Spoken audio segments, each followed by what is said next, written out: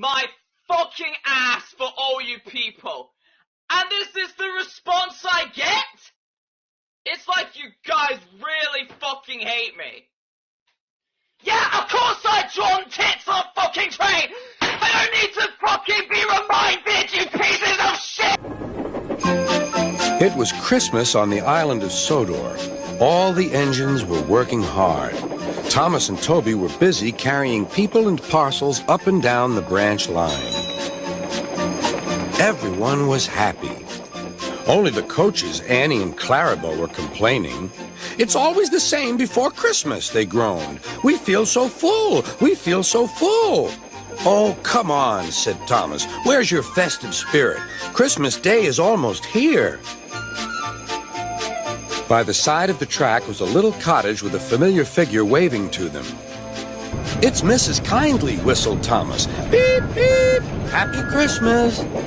Thomas always felt better for seeing her. Christmas just wouldn't be Christmas without Mrs. Kindly, he said to himself. When work was over, Thomas went to see the other engines. All their coats had been polished. "Huh," said Gordon. "Just look at us. Your driver will have to work fast to get you as smart as us." "Never mind that," replied Thomas. "I've something important to say. Do you realize it's been a whole year since Mrs. Kindly saved us from a nasty accident? You remember when she was ill in bed and—" "Yes, of course," interrupted Edward. "You told us how she waved her red dressing gown out of her window to warn you about a landslide ahead." "And you and Toby gave her presents?" Percy joined in. "And Sir Topham Hatt sent her to the seaside to get better." "But," said the other engines, "the rest of us never thanked her properly." "Exactly," said Thomas. "So now I think we should all give her a special Christmas party." Everyone was getting very excited, and the drivers felt sure that Sir Topham Hatt would agree, as indeed he did. The engines were all busy making plans when silence fell. Sir Topham Hatt had bad news. "The weather's changed badly. Mrs. Kindly is snowed up. Toby says he'll help to rescue her. You must help too, Thomas. There's no party unless you do."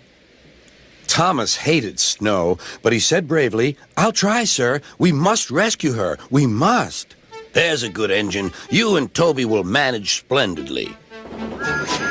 Thomas charged the snowdrifts fiercely. Sometimes he swept them aside, sometimes they stuck fast, and the men had to loosen them.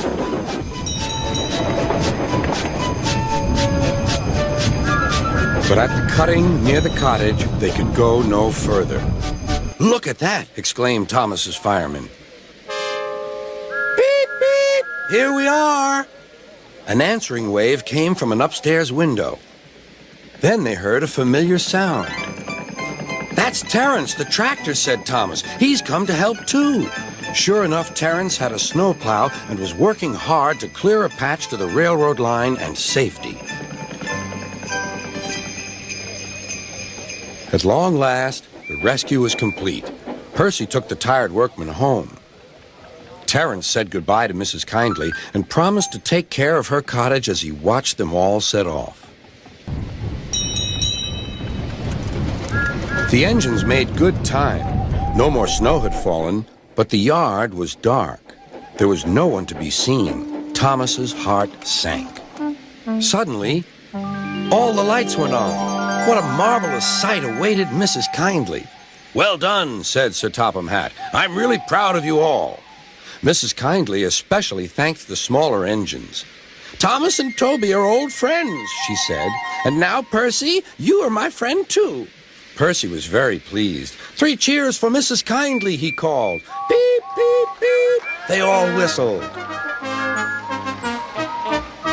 "We wish you a Merry Christmas, we wish you a Merry Christmas, we wish you a Merry Christmas and a Happy New Year."